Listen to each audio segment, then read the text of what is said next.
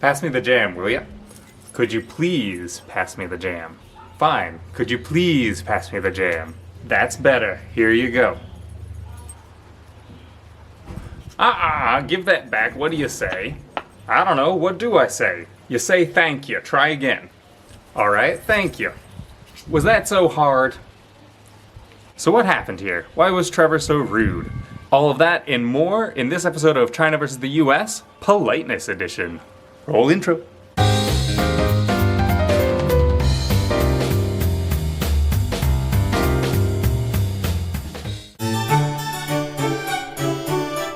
In the US, saying please and thank you are some of the most basic forms of politeness that we have. You'll say please and thank you to a waiter at a restaurant, you'll say it to your family members who are getting you a drink or something, you'll say it with everybody. But that is not always the case in every country.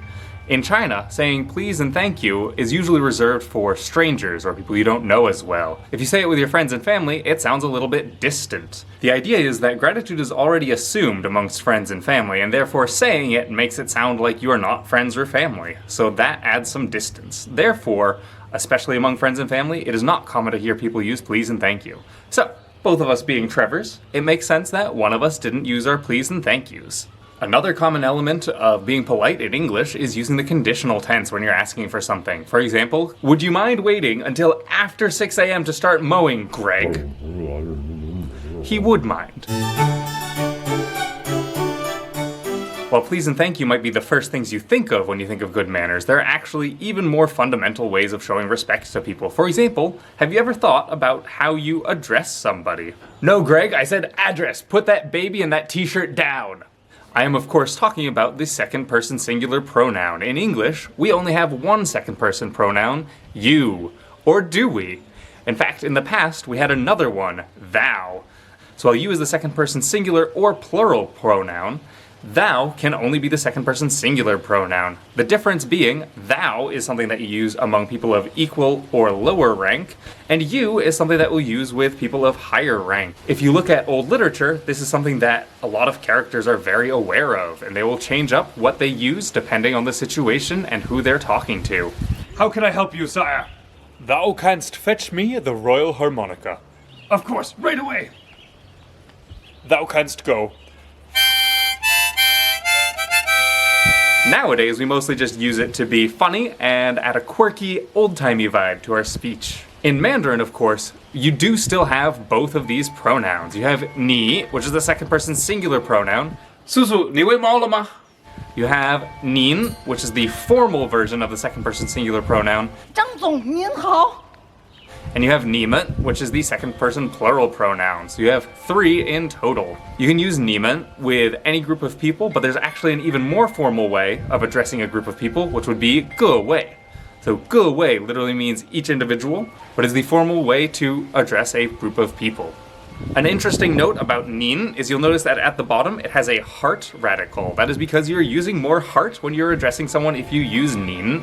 So who would you use nin with? We'd often use nin with strangers or people of higher social status. For example, you would address your teacher with nin if you are in China. You should note that nin is actually used less in the South, and people will just say ni. So if someone in the South addresses you as ni and they don't know you very well, you shouldn't be offended. Well, you shouldn't be offended by just the ni part, at least. However, in the North, nin is a lot more prevalent, and so people will use it to address strangers or teachers or other people of higher social status or that you want to show respect to.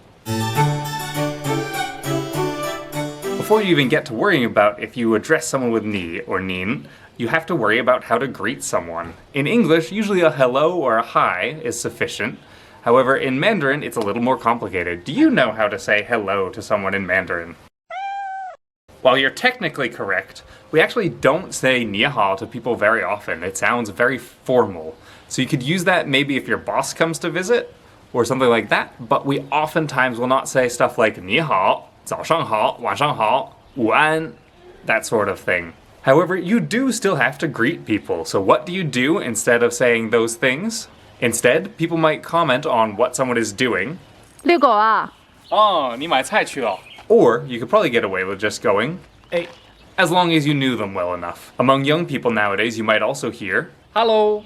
which is just the Mandarin pronunciation of the English hello. This is mostly because in Mandarin there isn't just one word that works in every situation, whereas when people are learning English, they learn hello, and they use that as a greeting in every situation in their English classes. Using the English hello is a good way for young people especially to greet each other. While an American's perception of how much personal space they might need is a little bit contingent on their background, because we have so much space to begin with, people are often pretty okay with physical contact. So it's not uncommon to greet people with a handshake or a hug, even if you're meeting them for the first time, but especially among friends. Now, despite what the Beijing subway during rush hour would tell you, people in China really value their personal space. Traditionally, hugs and handshakes are not common greetings, and to this day, most people will not hug each other even if they're close friends, although a handshake is often alright, especially in a business setting. Has this ever happened to you? Hey Alex, your English is so good. Not really, I still make a lot of mistakes. No, really, you must have spent a lot of time practicing.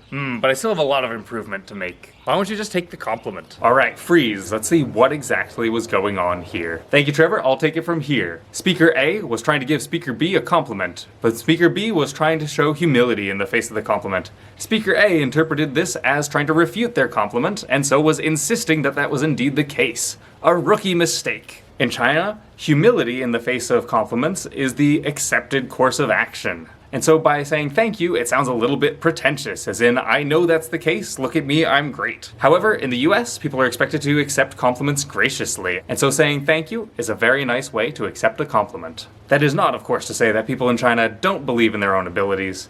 It is just the culturally appropriate way to respond to a compliment. So even people who know they deserve the compliment will still be humble in the face of such praise.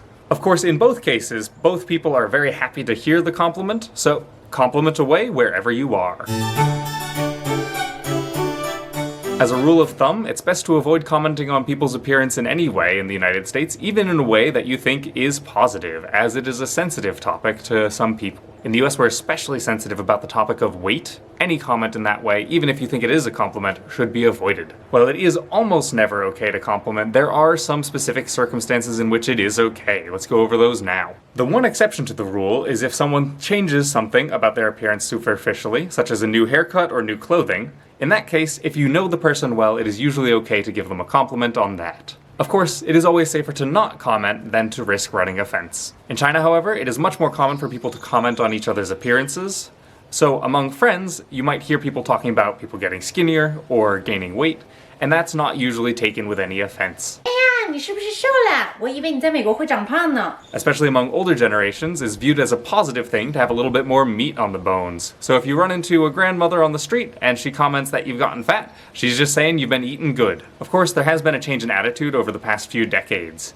Now, being skinny is something that's especially desirable, especially for women, with such challenges as the A4 waist challenge, showing how much people want to be skinny. So with everything taken into account, it's still probably not the best idea to comment on people's weight.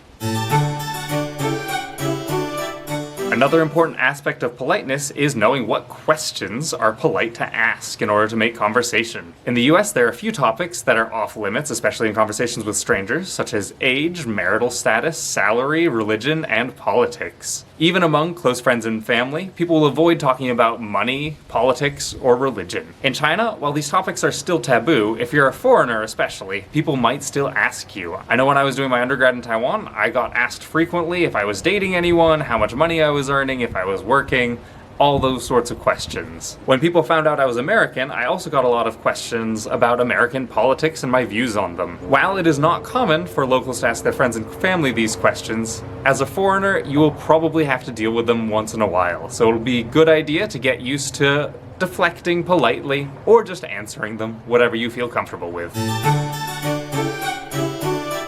Lastly, in China, we have a whole host of words called 客套话, or Phatic expressions. So a Phatic expression is an expression that serves a social or emotional purpose as opposed to purely informative. An example of a Phatic expression in English would be, how are you? This question is not actually asking people for information on how they've been, it is usually just a social checkup. You are performing your social duties. That is why it can be so jarring if someone responds with extra details or in the negative. In Mandarin, you have a lot of similar Phatic expressions to English, such as 谢谢不客气, stuff like that. But you also have a whole host of phatic expressions that you can use in situations that we don't have in English. For example, you can tell your coworkers, 辛苦了, at the end of the workday. This just means thank you for your hard work, as 辛苦 means hardship or difficulty. Other examples of some phatic expressions are if you're asking someone very politely what their age is, you can say 您贵庚, what is your honorable age? You can also ask 您贵姓, what is your honorable surname? One thing to be careful about, of course, is if you're asking 您贵庚, that sounds incredibly respectful, and so if you ask someone under about the age of 80 a question like that, they might be a little bit offended because it sounds like they're even older because you're being so respectful to them. One of the most famous phatic expressions in Mandarin is 你吃过了吗? Have you eaten? To which someone might respond, 吃过了. I have eaten. In the past, this was a phatic expression commonly used to greet someone, so 吃过了 was something that you would say regardless of if you had actually eaten or not. However, in recent years, this has fallen out of fashion. I don't know about you, but I like the idea personally of having something to say to your coworkers at the end of the day. Now, the last phatic expression from Mandarin that I want to leave you with is one that we actually do say in English, which is 好久不见, long time no see. 好久 means a long time, 不见, no see, long time no see. Now get on out there and respect the heck out of everybody. I hope you've enjoyed learning about politeness in the US versus in China. Let us know in the comments if there are any other differences that you know of. Like the video if you've enjoyed this, subscribe if you want to see more, and we will catch you in the next one. Bye-bye!